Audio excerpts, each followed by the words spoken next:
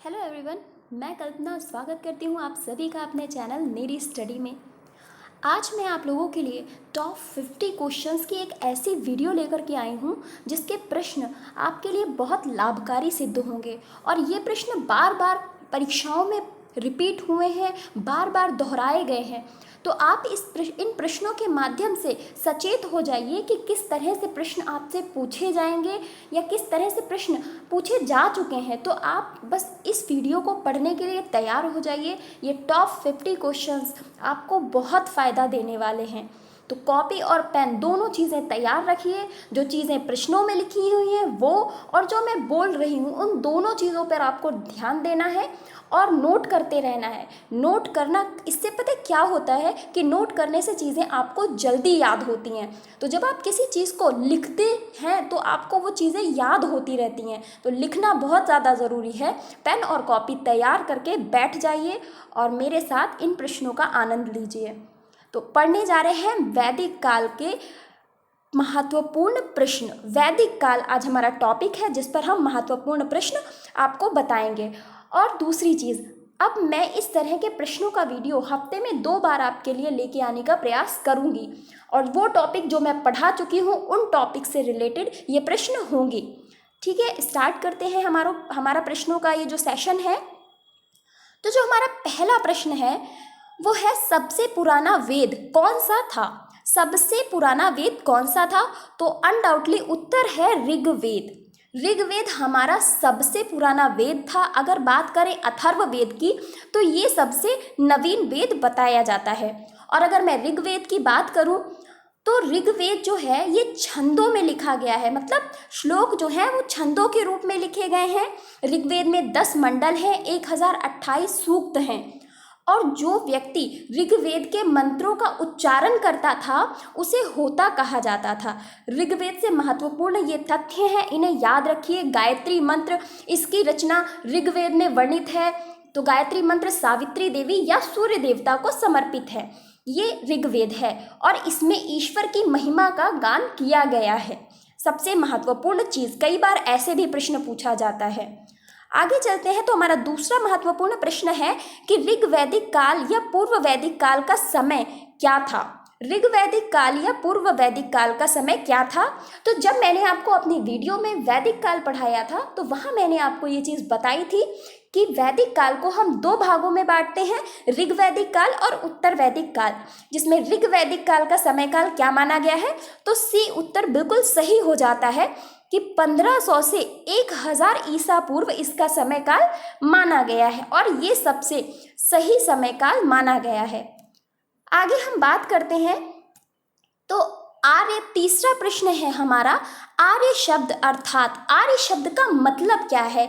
तो जब मैंने पढ़ाया था तो मैंने ये बताया था कि आर्य शब्द का अर्थ है श्रेष्ठ वंश या कुलीन। श्रेष्ठ या कुलीन, ये है आर्य शब्द का अर्थ। प्रश्न सीधे सीधे पूछा जाता है और कई बार ये परीक्षा में पूछा गया प्रश्न है, याद रखिए इसे। चौथी प्रश्न की तरफ बढ़ते हैं तो चौथा प्रश्न है, वैदिक काल के लोग, जो वैदिक काल के लोग थे इनमें से किस फसल से परिचित थे? वैदिक काल के लोग किस फसल से परिचित थे? तो वैदिक काल के लोग जौ, चावल और गेहूं, इन तीनों फसलों से परिचित थे। तो इसका उत्तर सी एकदम सही हो जाएगा। 1, 2 और 3, गेहूं, जौ और चावल, इन तीनों फसलों से वैदिक काल के लोग परिचित थे। परंतु बात करें तंबाकू की तो ये लोग तंबाकू से परिचित नहीं थे। गेहूं को वैदिक काल में गोधूम बोला गया है और वहीं बात करें जौ की तो इसे यव बोला गया है वैदिक काल में। आगे बात करते हैं, हमारा 5वां प्रश्न है, वर्ण शब्द का उल्लेख सबसे पहले किस ग्रंथ में मिलता है? वर्ण शब्द का उल्लेख ध्यान दीजिएगा। तो जब ऋग्वेद का बात आती है तो ऋग्वेद के 10वें मंडल के पुरुष सूक्त में दैवीय उत्पत्ति के सिद्धांत का वर्णन है। तो वहाँ वर्णों के बारे में बताया गया है।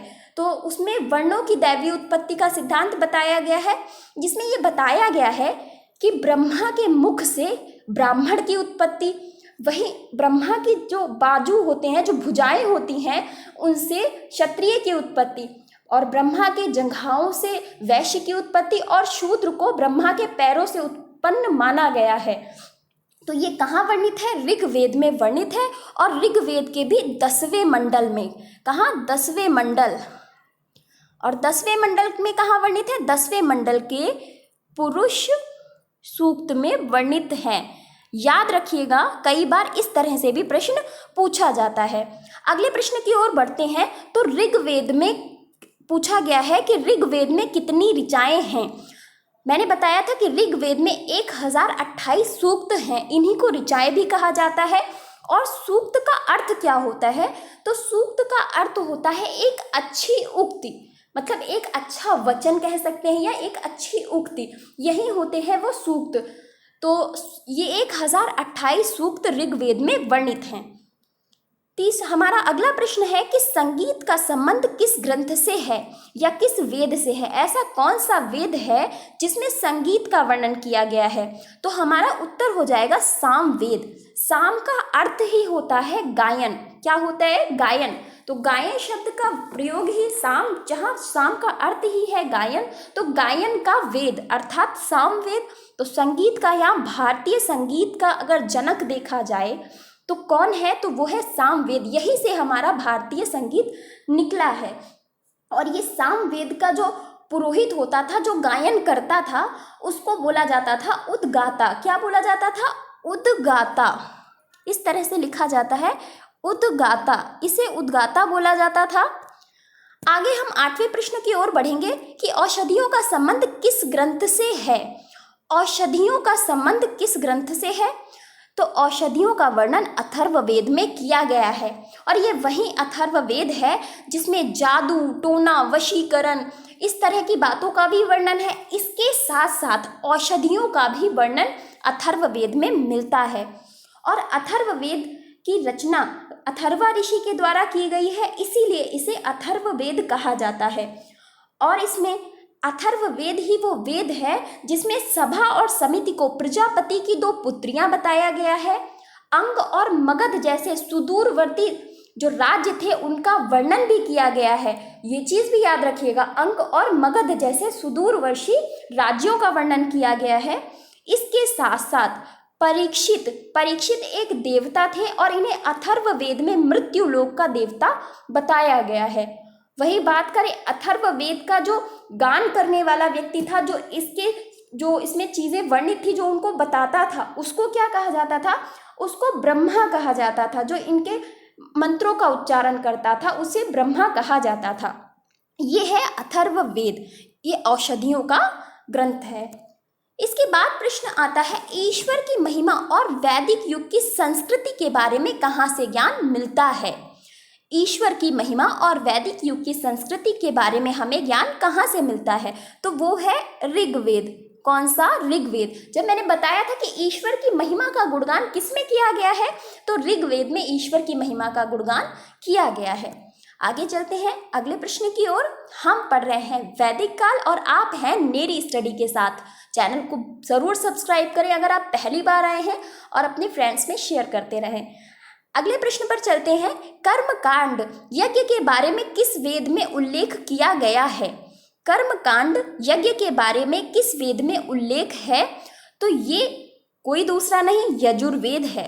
क्योंकि जब यजुर्वेद की रचना की गई थी उस समय कर्मकांड चरमोत्कर्ष पर आ गया था, तो इसलिए कर्मकांड के बारे में यजुर्वेद में वर्णन किया गया है। और यजुर्वेद एकमात्र ऐसा वेद है जो पद्य और गद्य दोनों ही शैलियों में इसे लिखा गया है। गद्य एवं पद्य दोनों शैलियों में यजुर्वेद को लिखा गया है। और इसके जो कर्म कांडों को संपन्न करने वाले और मंत्रों का उच्चारण करने वाला जो व्यक्ति होता था उसे अध्वर्यु कहा जाता था। अध्वर्यु कहा जाता था। ये शब्द भी याद रखने वाले हैं। और इसकी 2 शाखाएं थीं, कृष्ण यजुर्वेद जो पद्य में लिखा गया था और शुक्ल यजुर्वेद जो गद्य में लिखा गया था। अगले प्रश्न की तरफ चलते हैं। उपनिषदों की कुल संख्या कितनी है? उपनिषदों की कुल संख्या कितनी है? तो उपनिषदों के बारे में अगर बात करें तो उपलब्धियों के उपनिषदों की संख्या में से ईशादि 10 सर्वमान्य माने गए हैं। जो 10 उपनिषद उनको सर्वमान्य माना गया है, परंतु उपनिषदों की संख्या 108 है। कितनी है? 108 उपनिषदों की संख्या बताई गई है, जिसमें 10 सर्वमान्य माने गए हैं। अगले प्रश्न की तरफ चलते हैं। प्रश्न संख्या 12 क्या कहता है कि सत्यमेव जयते किस उपनिषद से लिया गया है? तो इसका उत्तर है मुंडकोपनिषद। मुंडकोपनिषद से सत्यमेव जयते लिखा गया है। तो ये उपनिषद मुंडकोपनिषद है, जिसमें सत्यमेव जयते शब्द का वर्णन है। इसके बाद अगला प्रश्न देखते हैं, उपनिषद पुस्तकें किस विषय पर आधारित हैं? जो उपनिषद पुस्तकें हैं वो दर्शन पर आधारित पुस्तकें हैं। इसका उत्तर ए एकदम सही है। उपनिषद पुस्तकें दर्शन पर आधारित पुस्तकें हैं। अगले प्रश्न पर चलते हैं। प्रश्न संख्या 14, वैदिक साहित्य में मोक्ष पर चर्चा मिलती है। कहाँ पर वैदिक साहित्य में मोक्ष पर चर्चा मिलती है, अर्थात मोक्ष शब्द पहली बार कहाँ वर्णित किया गया? तो आप सोचेंगे कि ऋग्वेद में वर्णित किया गया होगा, परंतु नहीं, उपनिषदों में पहली बार। उपनिषदों में भी सारे उपनिषद नहीं, केवल एक उपनिषद जिसमें पहली बार मोक्ष शब्द की वर्णन किया गया या मोक्ष शब्द के बारे में बताया गया। अब ये कौन सा उपनिषद था, आगे देखते हैं कि मोक्ष शब्द किस उपनिषद में पहली बार मिला। तो वो है उत्तर ए एकदम सही कि श्वेताश्वर जो उपनिषद था, श्वेताश्वर उपनिषद में पहली बार मोक्ष शब्द की बारे में बताया गया या उसका वर्णन किया गया। वेदों में कहीं भी मोक्ष शब्द का वर्णन नहीं है। तो यदि आपसे प्रश्न पूछा जाए कि मोक्ष शब्द का पहली बार वर्णन कहाँ हुआ, तो उत्तर है उपनिषदों में, और वो भी श्वेताश्वर उपनिषद में। कहाँ? श्वेताश्वर उपनिषद में। अगले प्रश्न पर चलते हैं कि प्रथम विधि निर्माण किसने किया? प्रथम विधि, विधि अर्थात कानून, विधि से तात्पर्य है कानून या नियम, उनको किसने निर्मित किया? तो उत्तर है मनु। किसने? मनु। मनु को पहला विधि निर्माता माना जाता है, और मनु है जिन्होंने मनुस्मृति की रचना की थी। और कहते हैं कि मनुस्मृति का जो नवनिर्मित रूप था उसकी रचना कब हुई? तो जब शुंग काल चल रहा था, शुंग काल के समय में मनुस्मृति के नवनिर्मित रूप की रचना की गई थी। अगला प्रश्न देखते हैं, प्रश्न संख्या 17। प्रश्न संख्या 17 क्या कहता है? प्रश्न संख्या 17 कहता है कि अध्यात्म ज्ञान के विषय में नचिकेता और यम के बीच संवाद किस उपनिषद में प्राप्त होता है? अध्यात्म ज्ञान के विषय में नचिकेता और यम के बीच संवाद किस उपनिषद से प्राप्त होता है? तो इसका उत्तर है कठोपनिषद। कठोपनिषद से नचिकेता और यम के बीच संवाद प्राप्त होता है। आचार्य यम जो है वो नचिकेता को उपदेश देते हैं और उन्हें बताते हैं कि आत्मा कभी नहीं मरती और ना ही कभी वो नष्ट होती है। आत्मा हमेशा शाश्वत रहने वाली एक चीज है जो हमेशा शाश्वत रहती है। ऐसा आचार्य यम ने नचिकेता को बताया है इस कठोपनिषद के माध्यम से।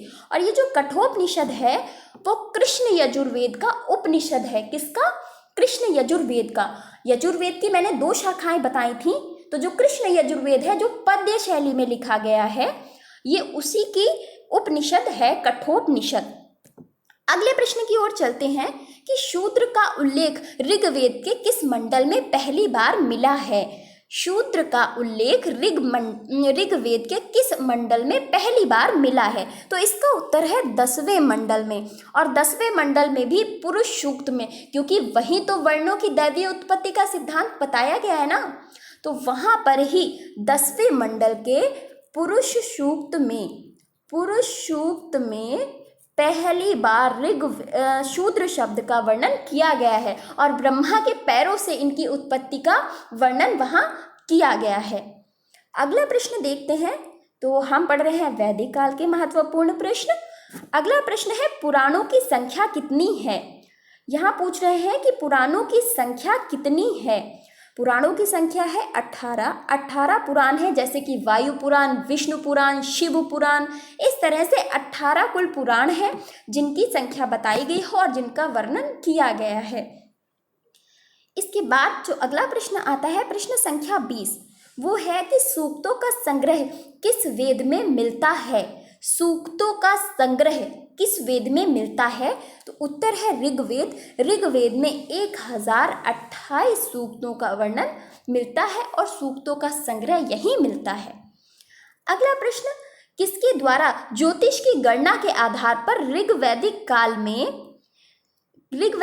को 6000 ईसा पूर्व माना गया है?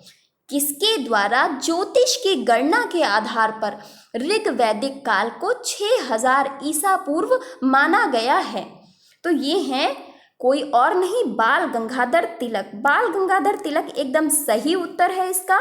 इन्होंने ऋग्वैदिक काल का जो समय काल है वो 6000 ईसा पूर्व माना है। और इन्होंने कुछ काल निर्धारण किया। इन्होंने ये भी बताया अपनी एक पुस्तक the Arctic home of Aryans में, क्या बताया कि इन्होंने बताया कि जो आर्य थे वो उत्तरी ध्रुव के निवासी थे और वहाँ से आए थे, परंतु इनका तथ्य एकदम नकार दिया गया, सत्य नहीं सिद्ध हो पाया। और आर्यों का जो स्थान माना गया, जो निवास स्थान माना गया, वो माना गया मध्य एशिया, बैक्ट्रिया का जो क्षेत्र था। और ये कथन किसका था? ये मैक्स मूलर का कथन था, जो कि सबसे प्रमाणित माना गया। तो अगले प्रश्न की ओर हम चलते हैं कि किस जर्मन भारतविद के अनुसार वैदिक सभ्यता 4500 ईसा पूर्व से 2500 ईसा पूर्व तक रही? किस जर्मन भारतविद के अनुसार वैदिक सभ्यता 4500 ईसा पूर्व से 2500 ईसा पूर्व तक रही? तो इसका उत्तर है हर्मन जैकोबी। हर्मन जैकोबी का ये मत है कि 4500 ईसा पूर्व से 2500 ईसा पूर्व तक वैदिक सभ्यता रही। अगला प्रश्न देखते हैं, प्रश्न संख्या 23। वैदिक ऋग्वेद के नदी सूक्त में कितनी नदियों का उल्लेख मिलता है? नदी सूक्त में कितनी नदियों का उल्लेख मिलता है?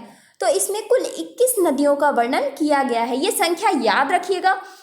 पहली बात तो ये संख्या याद रखनी है, उसके साथ साथ ये भी याद रखना है कि कौन सी नदी महत्वपूर्ण थी, कौन सी नदी पूजनीय थी। ये सारी चीज़ें याद रखनी है। नदियाँ कौन सी थी? वही वितस्ता, व्यास, इस तरह से इनका सब पुराना नाम अलग था और नया नाम अलग अलग था। जैसे शतुद्री अर्थात सतलज, सिंधु नदी, व्यास नदी, झेलम नदी, इन नदियों का वर्णन किया गया है। परंतु अगर बात करें सरस्वती नदी, तो इसका भी वर्णन मिलता है, परंतु इस नदी को सबसे ज़्यादा पूजनीय नदी माना गया है। किसे? जो सरस्वती नदी थी, सरस्वती नदी, इसे सबसे ज़्यादा पूजनीय माना गया है और इसे नदीत्मा कहा गया है। नदीत्मा अर्थात नदियों की आत्मा कहा गया है। तो ये थी 21 नदियों का वर्णन कहाँ मिलता है? नदी सूक्त में मिलता है। प्रश्न संख्या 24। भरत कुल जिनके नाम पर हमारे देश का नाम भारत पड़ा, किस स्थान पर निवास करते थे? भरत कुल जिनके नाम पर हमारे देश का नाम भारत पड़ा है, तो वो कहाँ निवास करते थे? इसका सही उत्तर है सरस्वती और यमुना के बीच का जो प्रदेश था वहाँ ये निवास करते थे। सरस्वती और यमुना के बीच के प्रदेश में ये निवास करते थे। भरत कुल की बात चल रही है। आगे बात करते हैं, राजा पुरु का निवास क्षेत्र क्या था? राजा पुरु का निवास क्षेत्र क्या था? तो उत्तर है कुरुक्षेत्र। कुरुक्षेत्र का जो प्रदेश था, वर्तमान में हरियाणा में कुरुक्षेत्र पड़ता है, तो वहाँ का जो क्षेत्र था वहाँ राजा पुरु निवास करते थे। ये प्रश्न इन राजाओं का वर्णन किया गया है ऋग्वेद में, वैदिक काल में, इसलिए मैंने यहाँ इनका क्षेत्र आपको बताया है। आगे चलते हैं, तो प्रश्न संख्या 26। ऋग्वेदिक काल में राजनीतिक ढांचे की सबसे छोटी इकाई क्या थी? ऋग्वैदिक काल में राजनीतिक ढांचे की सबसे छोटी इकाई क्या थी? तो उत्तर होगा कुल।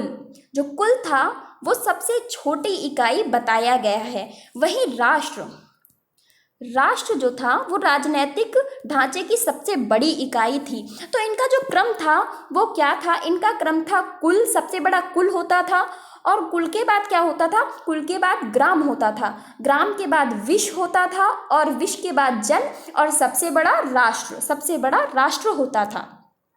अगला प्रश्न भी हमारा इसी के जैसा है कि इसमें राजनीतिक ढांचे को आरोही क्रम में लगाना है। तो पहली बात तो आपको अगर आरोही और अवरोही में अंतर नहीं पता होगा तो कंफ्यूजन बढ़ जाएगा कि आरोही क्या है और अवरोही क्या है।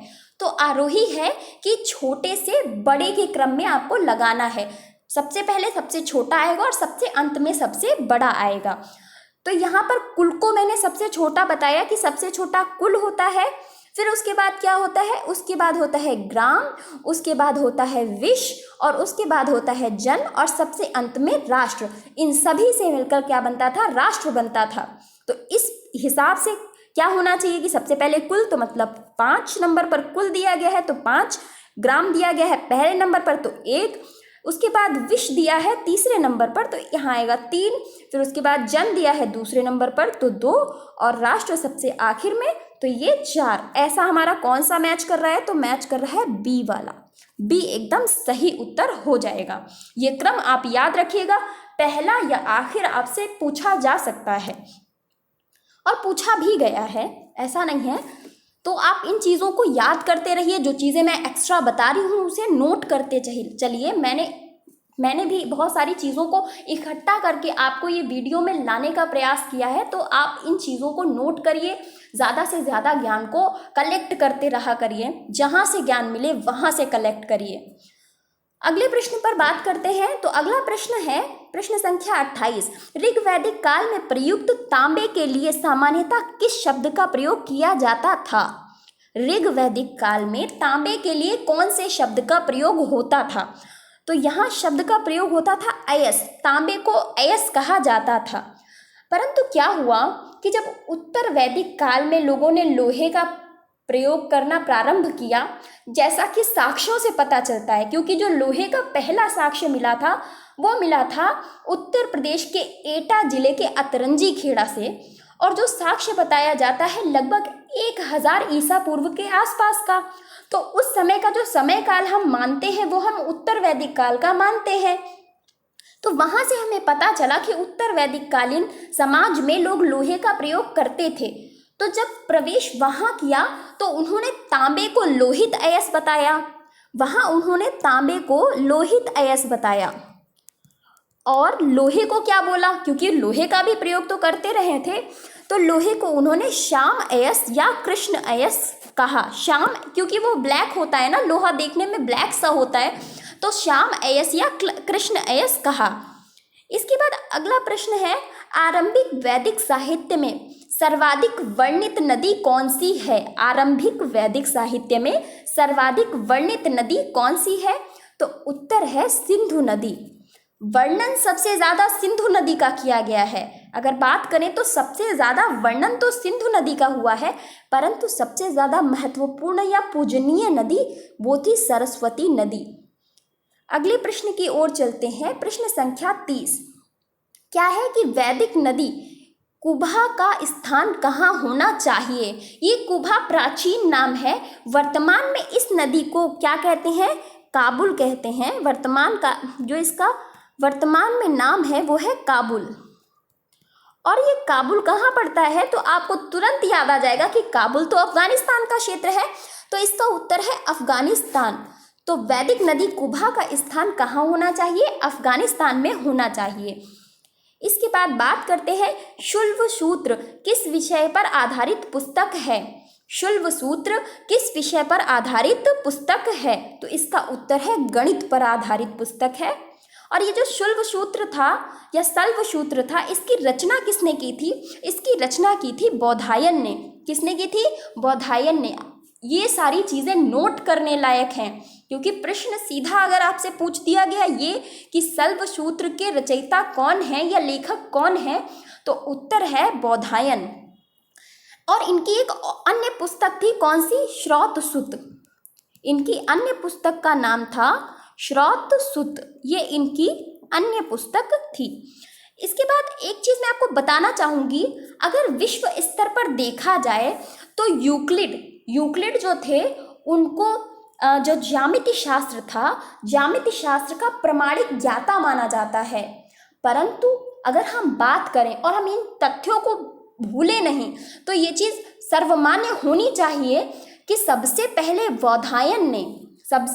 बौधायन ने ज्यामिति शास्त्र के बारे में बताया, और उसके कुछ नियमों को तो वो पहले ही लिख चुके थे, जो कि बाद में यूक्लिड जो एक यूनानी ज्यामिति शास्त्री था, उन्होंने ऐड किया, उन्होंने जोड़ा। तो सबसे सर्वमान्य तो बौधायन का ज्यामिति शास्त्र माना जाता है और सबसे प्रमाणिक हमारे भारतीय शास्त्र का ज्यामिति शास्त्र माना जाता है। यूनानी तो बाद में आए और यूनानियों ने बाद में यूक्लिड ने ज्यामिति शास्त्र की रचना की। तो ये तथ्य आप याद रखिए, ये सारी चीज़ें आपको किताबों में जब आप बहुत गहन अध्ययन करने जाएंगे तब मिलेंगी, और मैं यहाँ आपको इस वीडियो के माध्यम से पहुँचाने का प्रयास कर रही हूँ। तो आप कॉपी पेन लेके बस नोट करते रहिए, नेरी स्टडी के साथ बने रहिए, चीज़ें आपको बहुत अच्छे से समझ में आएंगी, ये मेरा पूरा प्रयास रहेगा। अगले प्रश्न की ओर चलते हैं कि निम्नलिखित वैदिक देवताओं में किन्हें उनका पुरोहित माना जाता है। निम्नलिखित वैदिक देवताओं में किसे उनका पुरोहित माना जाता है? तो ये थे बृहस्पति। जो बृहस्पति थे, इन्हें वैदिक देवताओं का पुरोहित माना जाता था।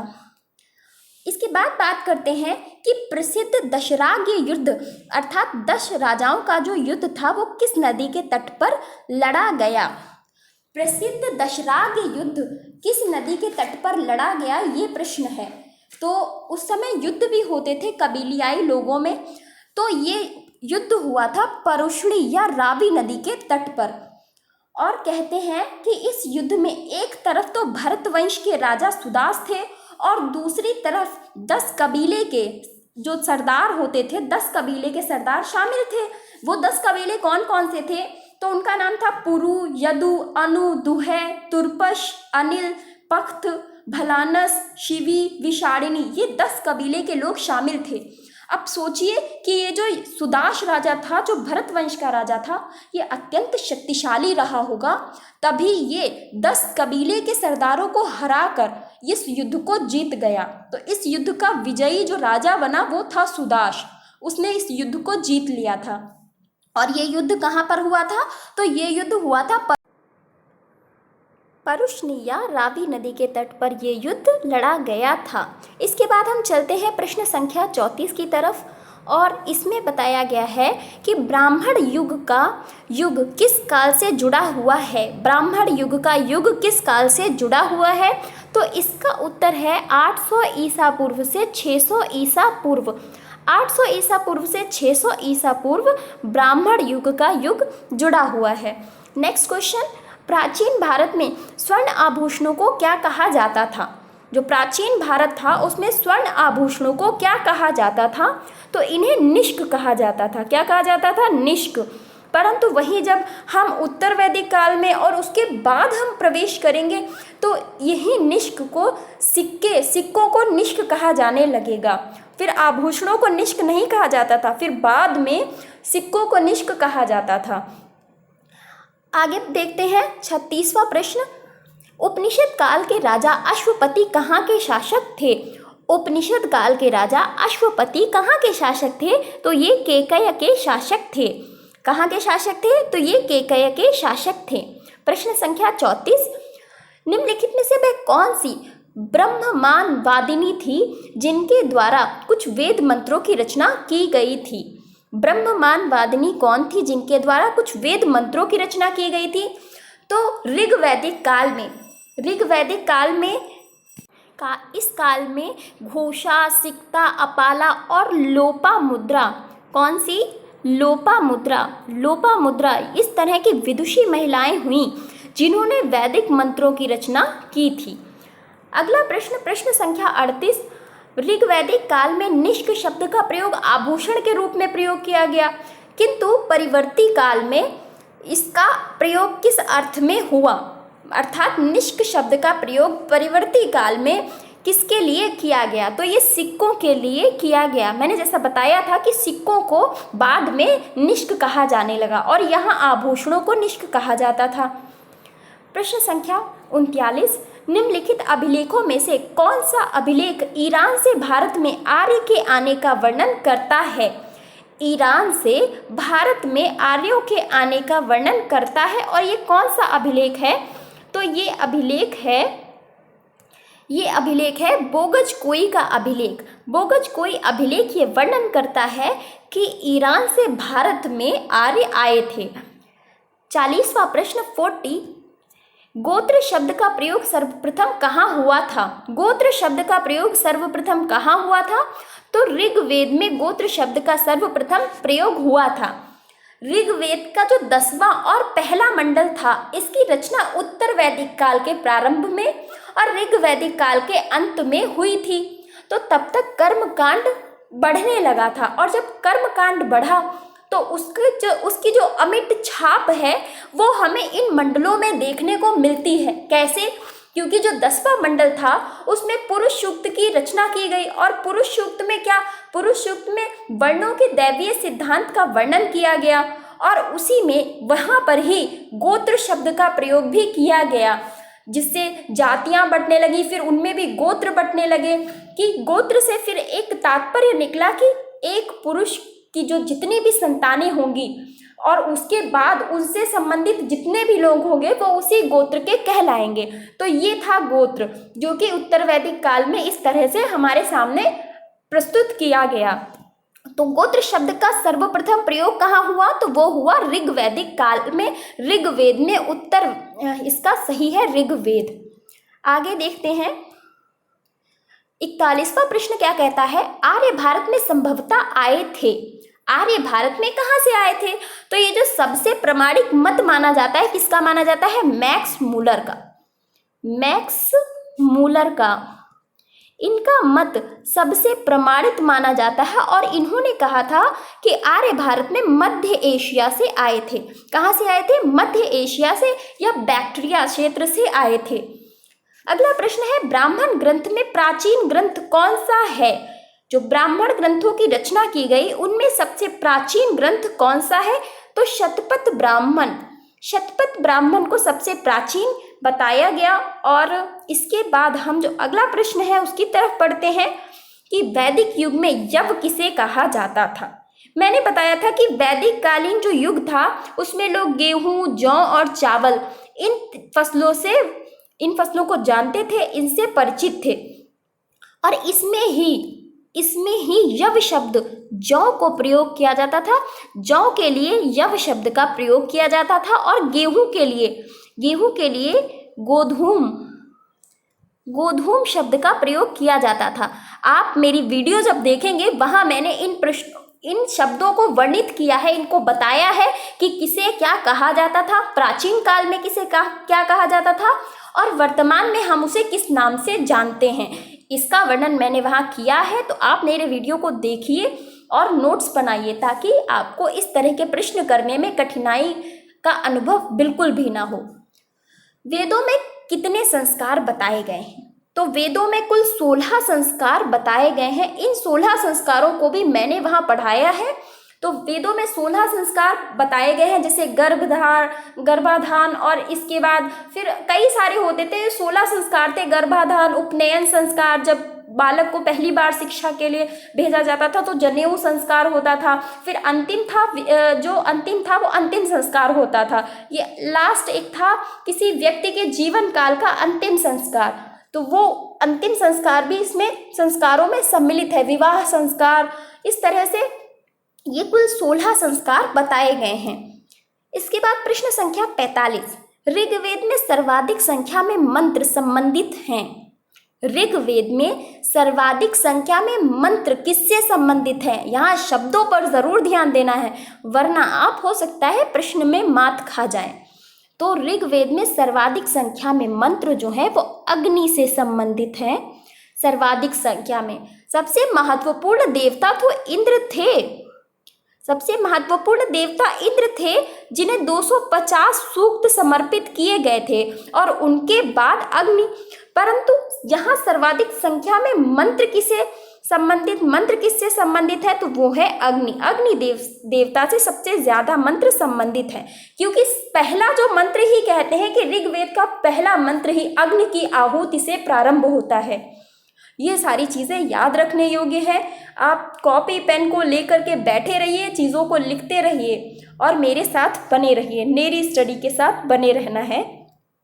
अगला प्रश्न देखते हैं, गायत्री मंत्र की रचना किसने की थी? गायत्री मंत्र की रचना किसने की थी? तो इसकी रचना विश्वामित्र ने की थी, और ये गायत्री मंत्र सावित्री देवी को समर्पित है, और कहाँ वर्णित है? तो ऋग्वेद के तीसरे मंडल में। तीसरे मंडल में ये वर्णित है गायत्री मंत्र। और गायत्री मंत्र तो आप सभी को आता होगा, लगभग सभी गायत्री मंत्र को रोज सुबह एक बार तो बोलते ही होंगे। तो गायत्री मंत्र का वर्णन कहाँ है? ऋग्वेद के तीसरे मंडल में है और ये विश्वामित्र को समर्पित है। और जो सावित्री देवी हम किन्हें मानते हैं? तो जो उगता हुआ सूरज होता है उन्हें सावित्री देवी माना जाता है। जब सूरज ऊपर की ओर उग रहा होता है तो उस समय हम उन्हें सावित्री देवी का संज्ञा देते हैं और सावित्री देवी को ही ये गायत्री मंत्र समर्पित है। अगला प्रश्न है कि श्रीमद् भागवत गीता मूल रूप से किस भाषा में लिखी गई है? बहुत ही महत्वपूर्ण प्रश्न है, याद रखने योग्य कि श्रीमद् भागवत गीता जो है वो मूल रूप से संस्कृत भाषा में लिखी गई है। किसमें? संस्कृत भाषा में। वहीं हम पाली भाषा की बात करें तो पाली भाषा में बौद्ध साहित्य को लिखा गया है। पाली भाषा में बौद्ध साहित्य को लिखा गया है। बाकी हिंदी तो हमारी मातृभाषा है इस समय, और हम लगभग अधिकतर लोग हिंदी भाषी हैं और हिंदी अब विश्व स्तर पर तीसरे स्थान पर आ गई है। तीसरे स्थान पर बोली जाने वाली भाषा अब हिंदी हो गई है।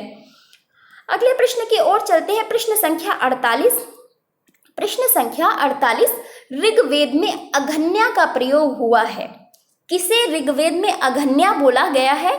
तो गाय के लिए जिस शब्द का प्रयोग हुआ है वो है अघन्या। अघन्या का अर्थ है ना मारे जाने योग्य। ना मारे जाने योग्य अर्थात जिसे मारना नहीं चाहिए, ना मारे जाने योग्य, उसके लिए अघन्या शब्द का प्रयोग हुआ है और वो है गाय।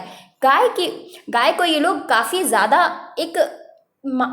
मानते थे। व्यापार में उसका प्रयोग होता था। गाय के लिए ऋग्वैदिक काल में लिखा हुआ है कि युद्ध तक होते थे ऋग्वैदिक काल में सिर्फ गाय के लिए, इसीलिए इसे ना मारे जाने योग्य कहा गया है।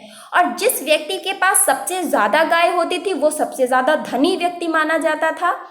तो इस तरह से गाय को बहुत महत्वपूर्ण माना गया है ऋग्वैदिक काल में।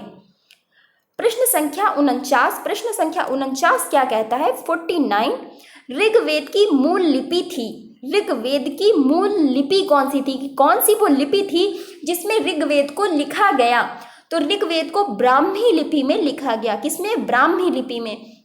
खरोष्ठी लिपि की बात करें तो ये तो ग्रीक लिपि थी जिसका वर्णन अफगानिस्तान के जो अभिलेख अफगानिस्तान से जो प्राप्त हुए थे वहाँ हुआ था खरोष्ठी लिपि का प्रयोग। पाली भाषा का प्रयोग बौद्ध साहित्य में किया गया है। और देवनागरी लिपि हिंदी की लिपि है। हिंदी भाषा की जो लिपि है वो देवनागरी लिपि है। तो वर्तमान में हम लोग देवनागरी लिपि का प्रयोग करते हैं जो हम हिंदी लिखते हैं उसमें। हमारा अंतिम प्रश्न जिसकी ओर हम बढ़ रहे हैं, ये अंतिम प्रश्न है, जीविकोपार्जन हेतु वेदांग पढ़ने वाला क्या कहलाता था? तो जीविकोपार्जन अर्थात जब एक व्यक्ति अपने जीवन यापन के लिए या जीवन में कुछ, जैसे सभी की आवश्यकताएं होती है तो उनको पूरा करने के लिए इंसान काम करता है, तो वहीं जो काम करने के लिए अपने जीवन यापन के लिए जो वेदांग को पढ़ता था वो क्या कहलाता था? तो वो कहलाता था उपाध्याय। उसे कहते थे उपाध्याय। ये हमारा अंतिम प्रश्न था। आशा करती हूँ ये टॉप 50 प्रश्न आपको बहुत अच्छे लगेंगे और सबसे बड़ी चीज़ आप इन्हें 1 से 2 बार या कोशिश करें 3 बार देखें ताकि ये प्रश्न आपको याद हो जाएं, एकदम रट जाएं। जो चीज़ें मैंने बोली हैं वो आपके दिमाग पर अमिट छाप छोड़ जाएं और आपको वो चीज़ें कभी दोबारा देखनी भी ना पड़े कि हाँ हमें तो बिल्कुल याद हो गई हैं। तो इस तरीके से पढ़ाई करिए, चीज़ों को नोट करिए। और नेरी स्टडी, मेरा चैनल का नाम बिल्कुल मत भूलिएगा। क्या है? नेरी स्टडी, NERI, नेरी स्टडी को ज़रूर सब्सक्राइब करें और अपने फ्रेंड्स में शेयर करते रहें। Thank you so much. मैं इस तरह की वीडियो आपके लिए लाती रहूँगी ताकि आपको दुगना लाभ हो सके। तो मेरे साथ बने रहिए। Thank you so much.